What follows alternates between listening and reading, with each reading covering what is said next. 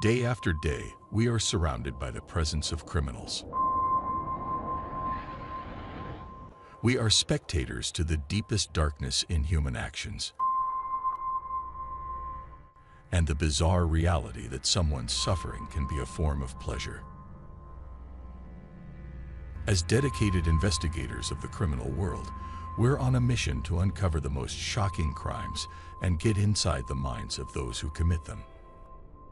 I am Luke, and today I bring you another unreal true crime.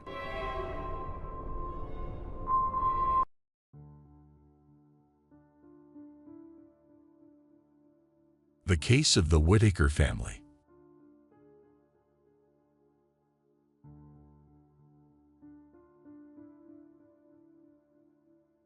The Whitaker family was a family like no other. The father, named Kent, owned a business in the construction area, which he had also inherited from his parents.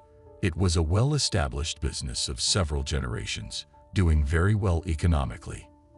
Patricia, the mother, was a school teacher, but decided to retire from work when she had her first child and dedicated herself to taking care of her son.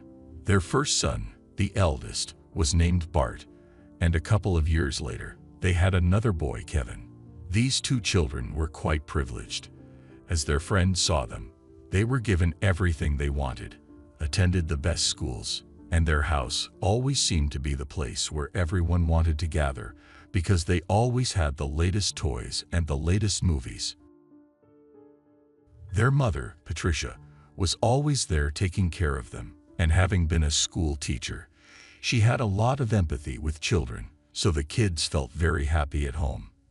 As money was never a problem for them, they focused more on their children doing what made them happy. What fulfilled them?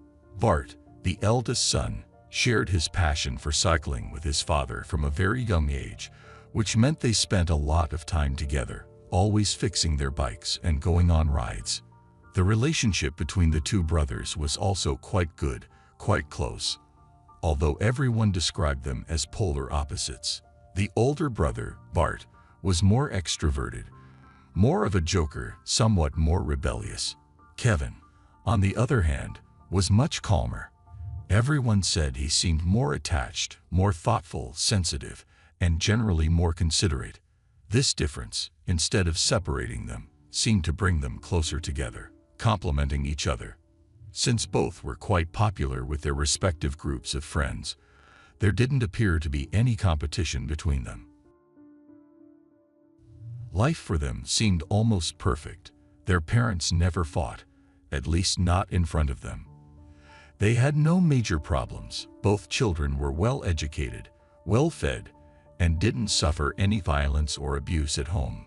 Their neighbors said they were the kind of family you set as an example for your own, the kind of family you aspire to have one day. In 2003, Bart, the eldest son of the Whitaker family, was 23, and his younger brother, Kevin, was 19. Both were university students. On December 10th, Bart excitedly called his parents. He had aced his final exams and was graduating with honors. Overjoyed, the family decided to dine out for a special dinner. They gathered at their home first, where Bart received a coveted Rolex watch as a graduation gift. The family then piled into the father's SUV and headed to Bart's favorite restaurant. The evening was filled with joy, captured in photographs taken by Bart's father, but the cheerful atmosphere was short-lived. Upon returning home, Kevin, the youngest, was the first to step out of the SUV and head towards the house. Just as he reached the stairs inside, he was shockingly shot in the chest. Patricia, standing in the doorway, was also shot in the chest. Kent, following behind, was hit in the arm, causing him to fall outside the house. Meanwhile, Bart, who had returned to the SUV for his cell phone, heard the gunshots. He hurried into the house and encountered an assailant in a balaclava, whom he believed to be African American, fleeing through the kitchen's back door. In the ensuing chaos, Bart was shot in the arm, but managed to avoid more serious injury. The attacker escaped. Bart, now in the living room, frantically dialed emergency services, not realizing a neighbor had already called them. By the time of Bart's call, the entire family had been attacked. As police and ambulances were dispatched, a concerned neighbor, hearing the gunshots, rushed over. He found Kent outside, gravely injured but conscious, and quickly fashioned a tourniquet from his shirt. Approaching Patricia, all she could utter was, "He shot us," before succumbing to her injuries and being unable to speak further. The neighbors stayed by their side until help arrived.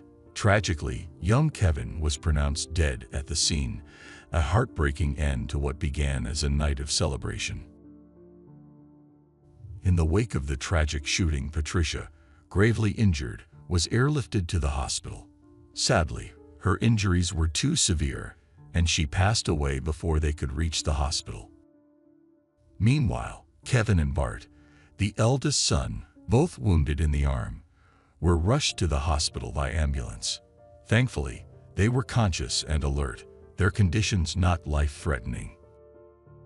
The crime scene was a hive of police activity as investigators tried piecing together the events of that fateful night. Initially, it looked like a robbery gone horribly wrong. A lone glove lay outside, a haunting clue, and inside, a gun, the instrument of the night's horror, was found on the kitchen floor, close to where Bart had been shot. The story took an unexpected turn the following day.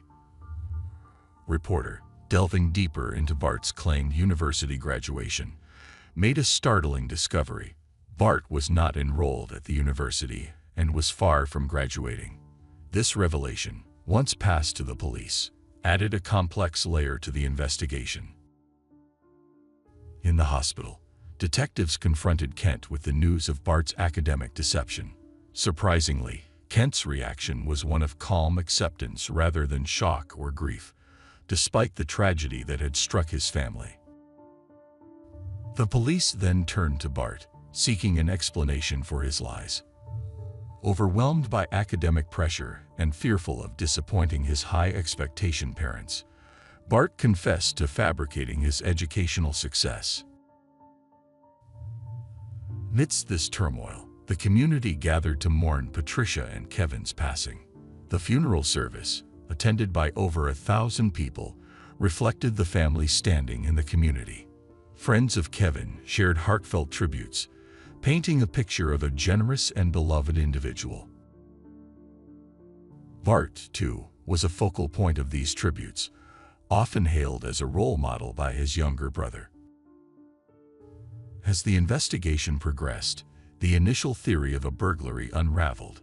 Despite the presence of cash and valuables in the house, nothing was missing, steering the investigation towards more personal motives behind the tragic incident.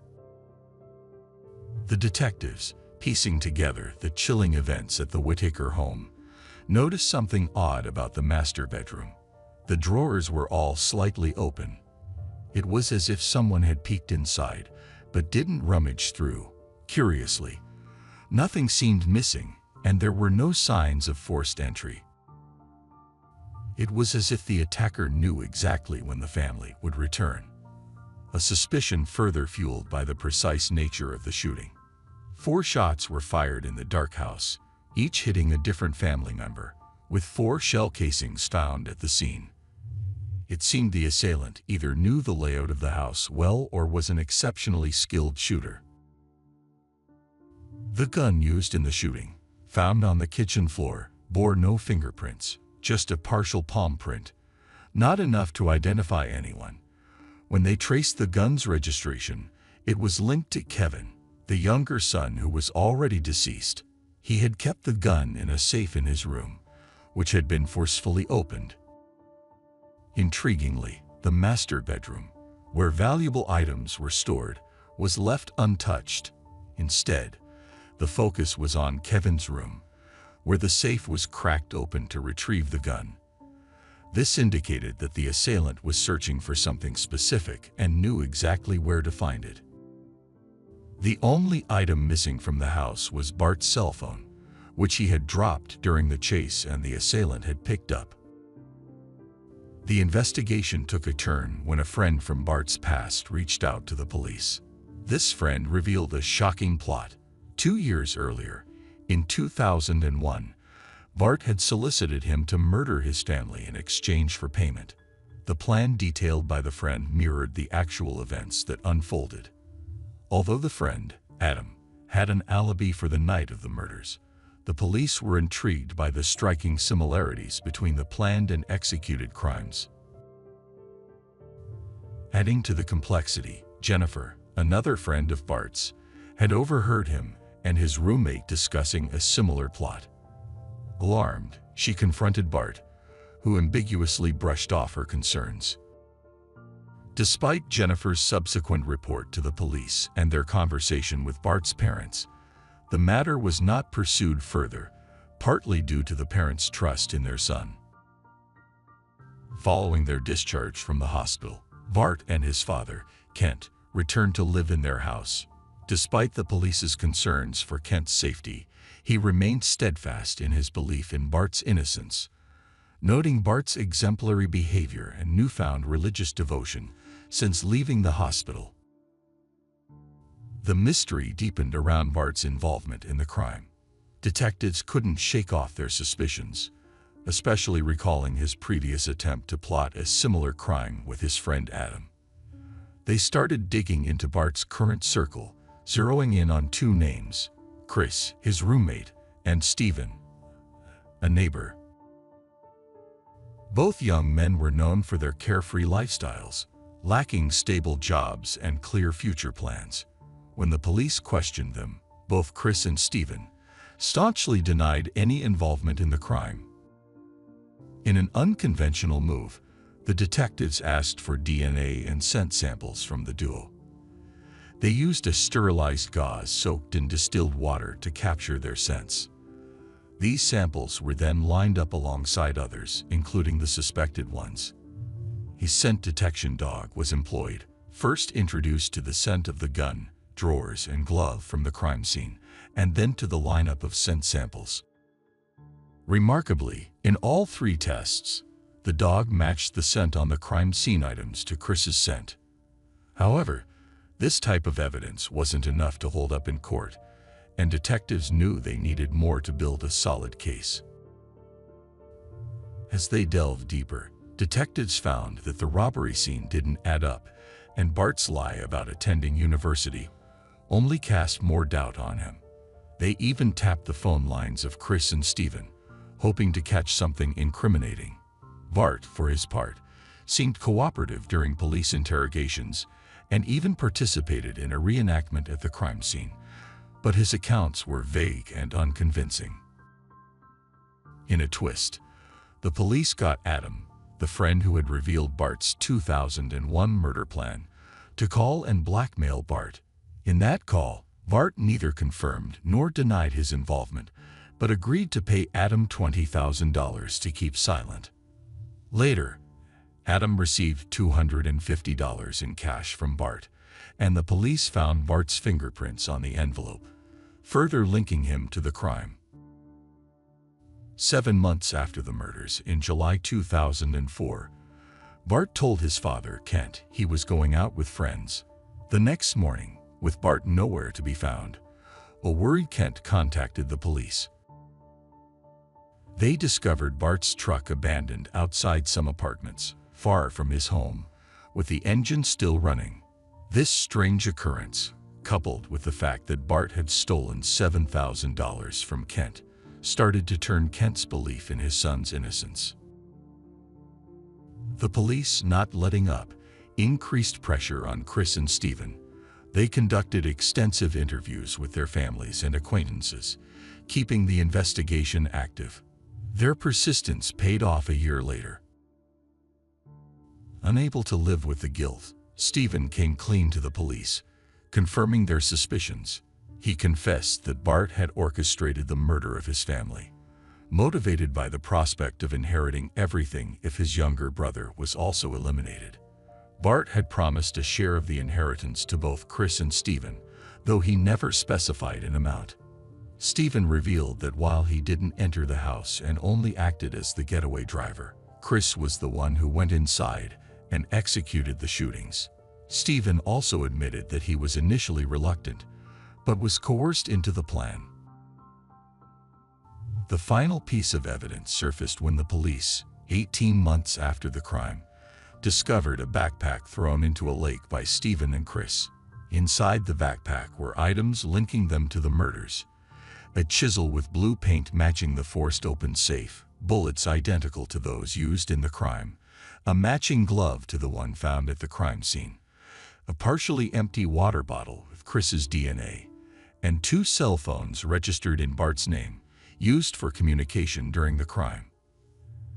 After the shocking confession from Stephen, the police quickly arrested Chris and Stephen.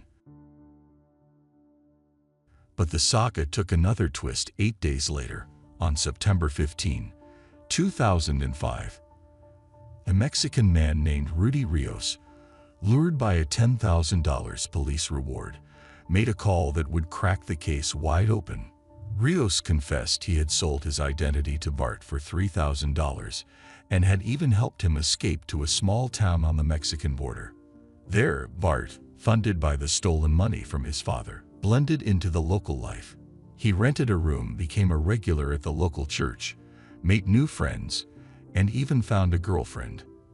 Her family, owning a furniture business, unsuspectingly welcomed him, believing his fabricated tale of being an injured military deserter from Afghanistan. Rios, eyeing the reward money, gave the police detailed information on Bart's location, leading to his arrest by Mexican authorities for illegal residence. He was then handed over to the U.S. police to face trial for the grim events of December 10th.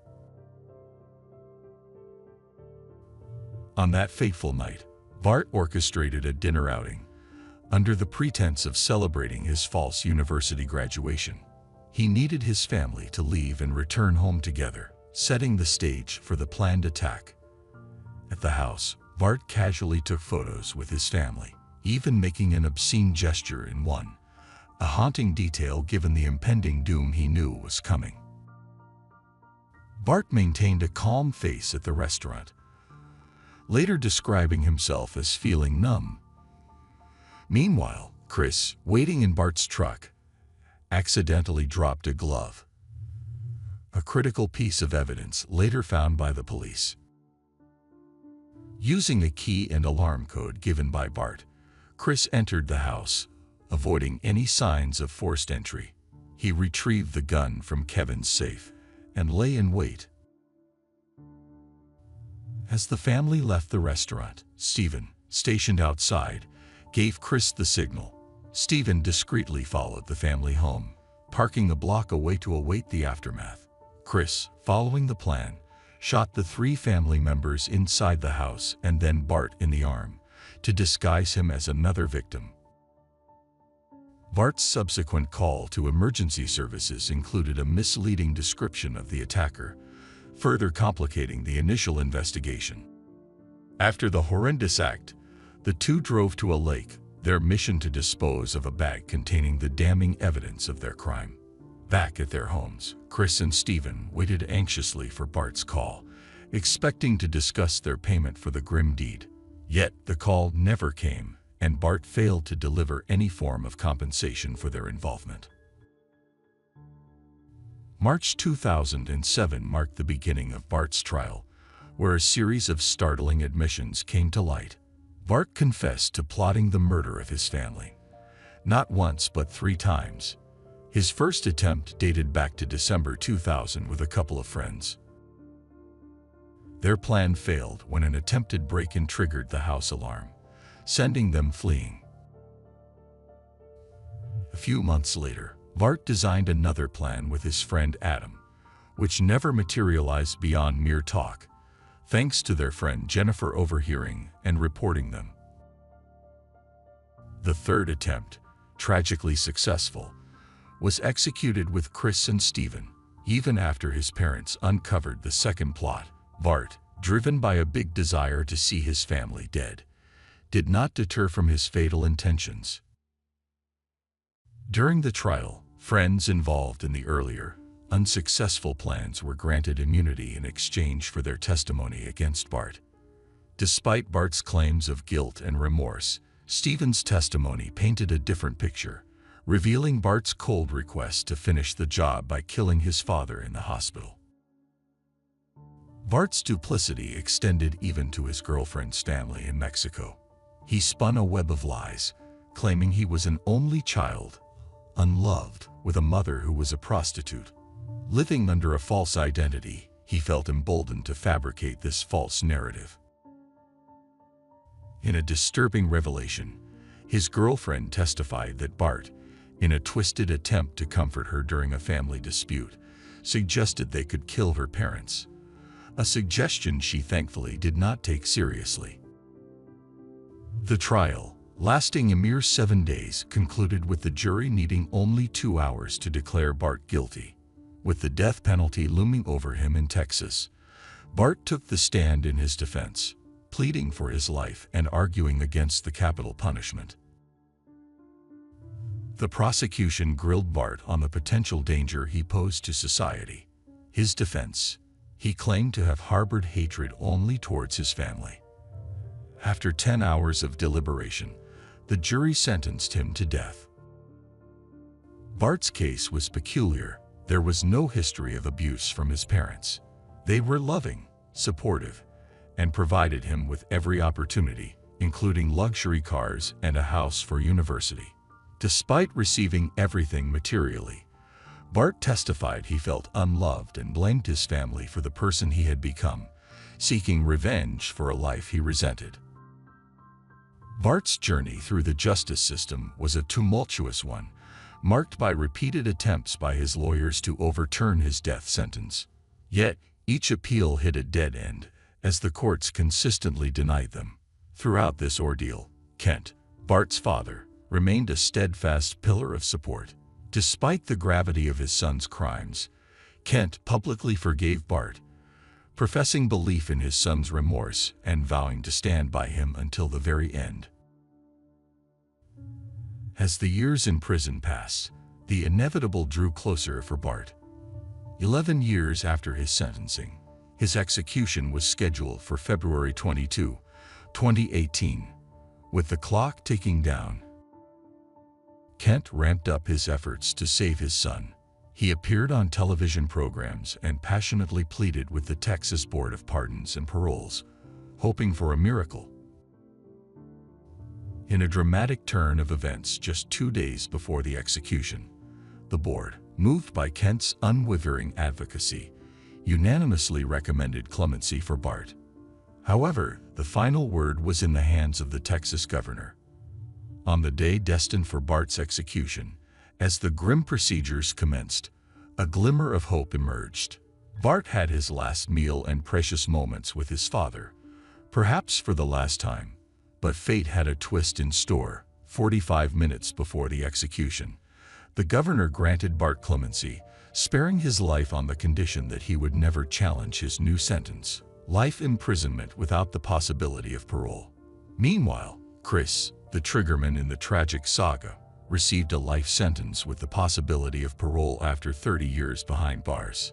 Steve, the getaway driver who aided the prosecution, faced a relatively lighter sentence of 15 years due to his cooperation, and has since been released from prison. And that's the end of today's case. As always, I appreciate your support for my work. If you subscribe, like, and share this video, it will help me continue creating content. This was another episode of Unreal True Crime. See you soon.